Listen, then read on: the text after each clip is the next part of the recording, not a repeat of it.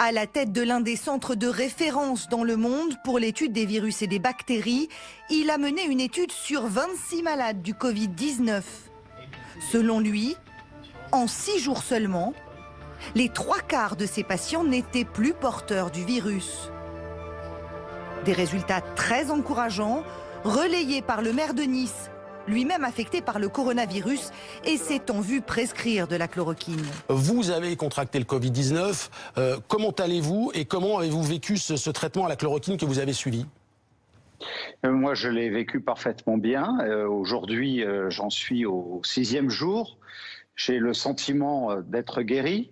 À partir du moment où il y a une solution testée déjà sur un certain nombre de patients qui semblent porter leurs fruits, je ne vois pas pourquoi la France se priverait de pouvoir, sur un grand nombre de ceux qui, avec leur consentement personnel, s'il n'y a pas suffisamment de recul, sont d'accord pour l'accepter.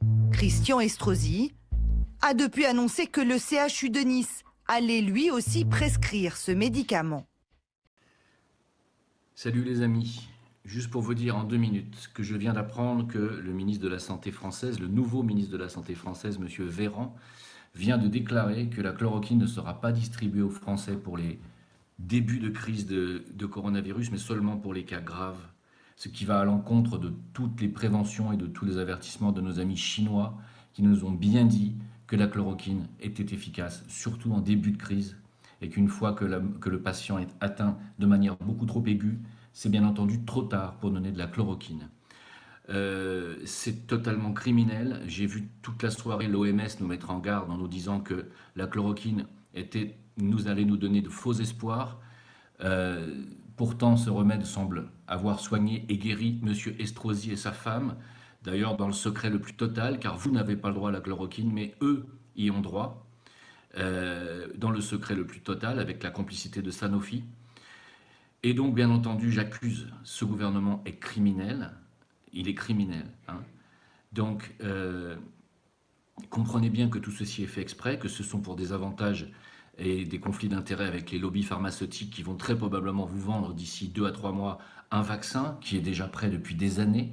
Sachez-le. Et c'est pour ça que la France sera très probablement le seul pays à ne pas distribuer la chloroquine, car la France est totalement corrompue par Big Pharma.